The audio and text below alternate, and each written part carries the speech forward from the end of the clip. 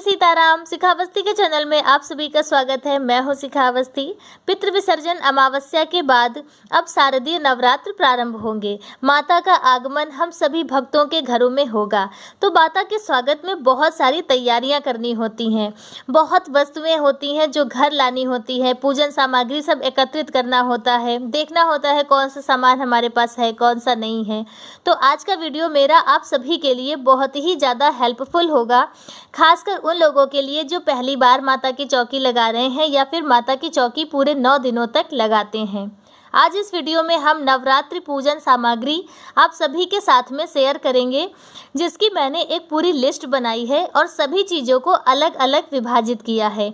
तो उसमें क्या होगा कि जैसे जो कार्य आप नहीं करते हैं तो उस भाग को आप स्किप कर सकते हैं, छोड़ सकते हैं, और बाकी वस्तुओं को आप या तो लिस्ट खुद बना सकते हैं या वीडियो से ही स्क्रीनशॉट लेकर आप भी नवरात्रि पूजन सामग्री खरीद सकते हैं। देखिए, पूजन सामग्री एकत्रित करना बहुत ही ज़्यादा आवश्यक होता है, क्योंकि जब हम पूजा करने के लिए बैठते हैं तो कितनी भी तैयारी कर लेते हैं फिर भी कुछ ना कुछ वस्तुएं छूट ही जाती हैं। तो इस लिस्ट में मैंने प्रयास किया है हर एक चीज़ को लिखने का। यदि फिर भी कोई चीज़ छूट गई हो तो उसके लिए हम आप सभी से क्षमा चाहते हैं। तो चलिए वीडियो की शुरुआत करते हैं और जानते हैं कि हमें कौन कौन सी वस्तुओं की आवश्यकता होगी माता भगवती के पूजन में, उनके स्वागत में। देखिए, माता की पूजन में हमें सबसे पहले जिन जिन चीज़ों की आवश्यकता होती है वह बता देते हैं कि जैसे माता की चौकी की आवश्यकता होती है, जो चौकी स्थापना जिसमें हम माता की करते हैं। घट स्थापना यदि आप करते हैं तो उसकी आपको सभी सामग्री क्या लेनी है वह भी जान लेंगे। तो इस तरह से मैंने सभी चीज़ों को विभाजित कर दिया है। तो इसमें से क्या होगा कि जो चीज़ आप जैसे नहीं करते हैं, जैसे आप ज्योति स्थापना में यदि आप अखंड ज्योति नहीं जलाते हैं तो इस चीज़ को आप स्किप कर सकते हैं, छोड़ सकते हैं। जैसे ज्वारे उगाना आप उगाते हैं तो लिखेंगे, अगर नहीं उगाते हैं तो आप ना लिखिए। घट स्थापना में भी वही चीज़ है। तो इस तरह से मैंने सभी चीज़ों को डिवाइड कर दिया है ताकि आपको सामान लेने में मदद मिले और सुविधा भी रहे। तो सबसे पहले माता की चौकी के लिए हमें कौन सी चीज़ों की आवश्यकता होगी, तो उसके लिए आपको लकड़ी की चौकी चाहिए, और हो सके तो एक बड़ी चौकी और एक उसके ऊपर छोटा पाटा रखते हैं।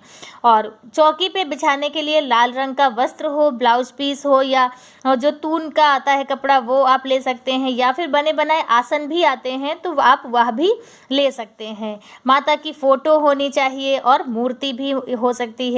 जो भी आपके पास हो आप वह रख सकते हैं, यदि नहीं है तो आप लेकर आ सकते हैं पहले से। गणेश जी की स्थापना करते हैं तो उसके लिए या तो आप गणेश जी की कोई छोटी फोटो या मूर्ति रख लें, या फिर सुपारी में कलावा लपेट कर भी आप गणेश जी की स्थापना कर सकते हैं। नवग्रह स्थापना के लिए 2 तरह से नवग्रह स्थापना होती है, और बहुत से लोग नवग्रह स्थापना नहीं भी करते हैं। जैसे नवग्रह यंत्र और नवग्रह की स्थापना और षोडश मातृका, यह दोनों चीज़ें बहुत ज़्यादातर लोग नहीं करते हैं, बहुत कम ही लोग करते हैं, लेकिन माता की चौकी में यह चीज़ रखी जाती है, इसलिए मैंने बताया है। तो नवग्रह के लिए आप या तो 9 जगह पे चावल की ढेरी लगाकर उसमें एक एक सुपारी रख दें, या फिर नवग्रह यंत्र भी आता है तो आप वह भी रख सकते हैं। और वही चीज़ आप षोडश मातृका में भी कर सकते हैं। षोडश मातृका यानी कि 16 जगह पर माता के रूप बनाकर रखे जाते हैं मानसिक स्वरूप से, तो उसमें भी आप 16 जगह चावल की ढेरी बनाकर या तो उसके ऊपर सुपारी रख दें या हल्दी की गांठ रख दें। तो इस तरह से षोडश मातृका की स्थापना होती है। यदि आप करते हैं तो लीजिए, नहीं करते हैं तो छोड़ दीजिए उसको। और क्योंकि हम भी इन दोनों चीज़ों में जैसे नवग्रह यंत्र तो रखते हैं लेकिन षोडश मातृका की स्थापना नहीं करते हैं। माता को चढ़ाने के लिए लाल चुनरी चाहिए। चुनरी 2 होनी चाहिए, एक तो चुनरी हम माता को अर्पित करेंगे और एक नारियल में लपेट के रखी जाती है। और माता को चढ़ाने के लिए 16 श्रृंगार का सामान होना चाहिए। यदि 16 श्रृंगार नहीं है तो आप 5 या 7 वस्तुएं भी श्रृंगार की चढ़ा सकते हैं। तो इतनी वस्तुएं आपको माता की चौकी में चाहिए। घट स्थापना या कलश स्थापना के लिए आपको कलश की आवश्यकता होगी। कलश आप मिट्टी का या फिर किसी धातु का, पीतल या तांबे का भी ले सकते हैं। और उसमें डालने के लिए शुद्ध जल होना चाहिए, गंगा जल होना चाहिए। और कलश में डालने के लिए पंचपल्लव 5 प्रकार के पत्ते या फिर 5 पत्ते आम या अशोक के आप रख लीजिए। और कलश में डालने के लिए एक लौंग, एक इलायची और सुपारी, हल्दी की गांठ या पिसी हल्दी भी डाल सकते हैं यदि गांठ नहीं है। और उसके लिए सिक्का, और थोड़ा सा सुगंध के लिए आप गुलाब जल भी डाल सकते हैं, क्योंकि 8 दिनों तक कलश रखा रहता है वो जल, तो उसमें महक भी आने लगती है, तो इसलिए उसमें थोड़ा सा इत्र या फिर गुलाब जल डाल दीजिए। तो वो इन सब वस्तुओं की आवश्यकता होगी आपको कलश स्थापना के लिए। और कलश स्थापना में ही आपको नारियल भी चाहिए, जटा वाला जो पानी वाला नारियल आता है वो, और एक पूर्ण पात्र यानी कि कलश के ऊपर जो हम लोग अन्न से भर के एक पात्र रखते हैं, चावल या जौ इत्यादि उसमें रखे जाते हैं, तो वह चाहिए। ज्वारे की सामग्री, जैसे आप ज्वारे अगर आप उगाते हैं, बोते हैं, तो आपको जौ चाहिए, या फिर बहुत लोग जौ और गेहूँ मिलाकर भी रखते हैं, और बहुत लोग सतनाज 7 प्रकार के अनाजों को मिलाकर फिर उसकी ज्वारे लगाते हैं। तो जिस प्रकार से आपके घर में होता हो आप उस प्रकार से करें। और यदि आप पहली बार कर रहे हैं तो आप जौ लगा सकते हैं, जौ की जो है बुआई करना अच्छा होता है, शुभ माना जाता है। और शुद्ध मिट्टी चाहिए, यदि और मिट्टी में गंगा जल इत्यादि डाल देना चाहिए शुद्धता के लिए। मिट्टी का पात्र एक लेते हैं जिसमें हम मिट्टी भर के उसमें ज्वारे उगाते हैं। तो इन वस्तुओं की आवश्यकता होती है यदि आप ज्वारे उगाते हैं। फिर है अखंड ज्योति की सामग्री। अखंड ज्योति यदि आप जलाते हैं तब भी आपको चाहिए। यदि आप अखंड ज्योति नहीं जलाते हैं तो उस स्थिति में भी आप यदि कोई दीपक जलाते हैं तब भी आपको इन वस्तुओं की आवश्यकता होगी। जैसे कि एक बड़ा दीपक चाहिए यदि अखंड ज्योति जलाते हैं, या फिर सिर्फ पूजा के समय यदि आप दीपक जलाते हैं तो किसी भी दिए में आप जला सकते हैं। दिया हमेशा मिट्टी या धातु का होना चाहिए, और मिट्टी का यदि हम प्रयोग करते हैं तो वो एक बार ही प्रयोग होता है, दोबारा नहीं। जैसे आप अखंड ज्योति के रूप में लगा रहे हैं तो 9 दिनों तक आप जलाने के बाद फिर आप उसे दोबारा प्रयोग में ना लें। धातु का दिया धुलने के बाद फिर प्रयोग किया जा सकता है। और अखंड ज्योति के लिए हमें लंबी बाती चाहिए, या तो आप लंबी बाती मार्केट में भी बनी बनाई आती हैं वह भी आप ला सकते हैं, या फिर लाल कलावा से आप बना सकते हैं। लाल कलावा की आरती और बाती बनाना ज़्यादा शुभ में माना जाता है, क्योंकि माता को लाल रंग बहुत ही ज़्यादा प्रिय है। और घी के चाहिए, देसी घी या फिर तिल का तेल, जिसका आप दीपक जलाएं उसको आप ले सकते हैं।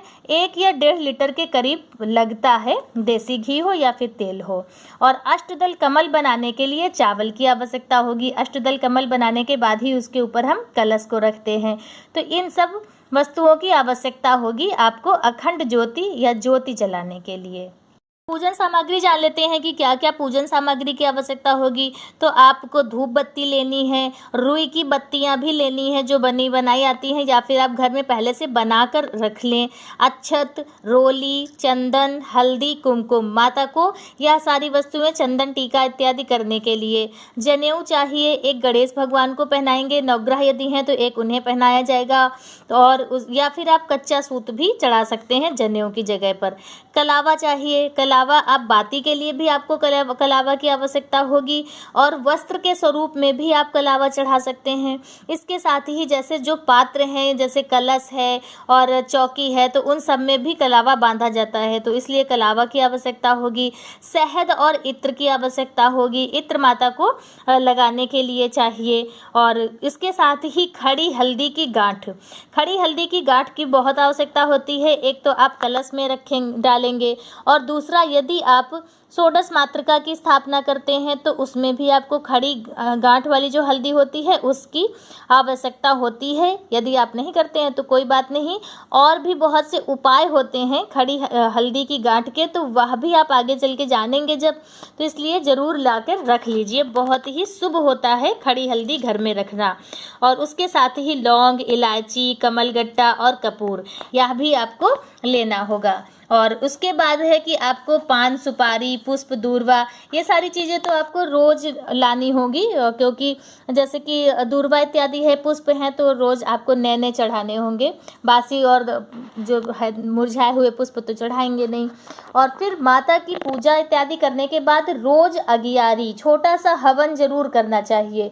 तो उसके लिए भी आप क्या क्या सामग्री आपको लानी होगी, तो उसके लिए आपको चाहिए, हवन करने के लिए एक पात्र चाहिए, मिट्टी का हो या धातु का हो, कोई बड़ा दीपक भी आप बनाकर रख सकते हैं अगियारी करने के लिए।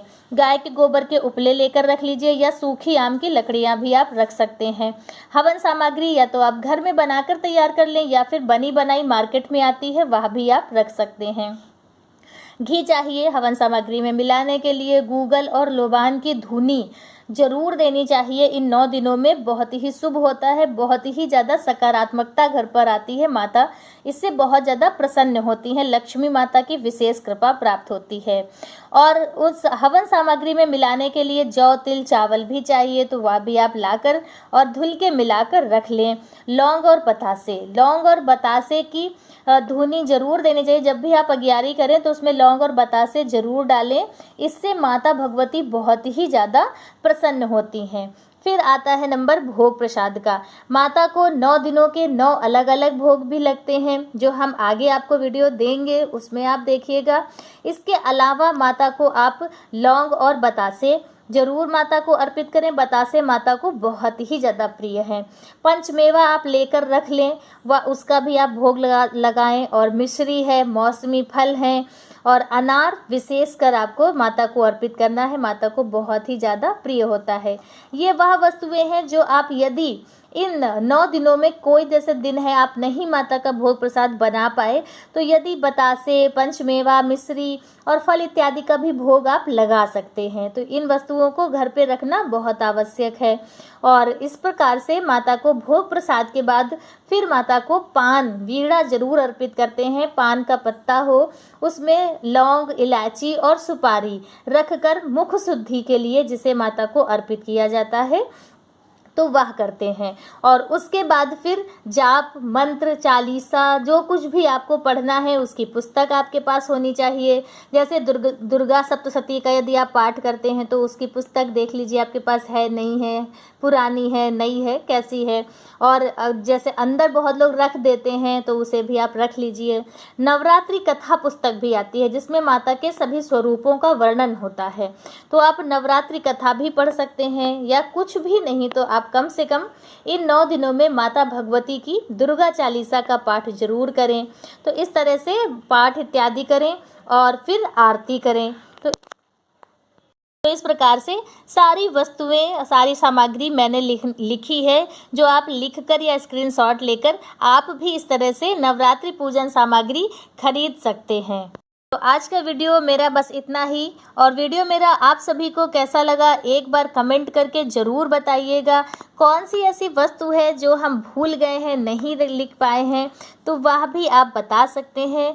और आगे नवरात्रि से संबंधित बहुत सारे वीडियोस हम बारी बारी से लेकर आएंगे, तो प्लीज़ वीडियो सभी देखिएगा, सारे देखिएगा, लाइक कमेंट शेयर कीजिएगा। मिलते हैं दूसरे वीडियो में किसी दूसरी जानकारी के साथ। तब तक के लिए श्री सीताराम, जय माता दी।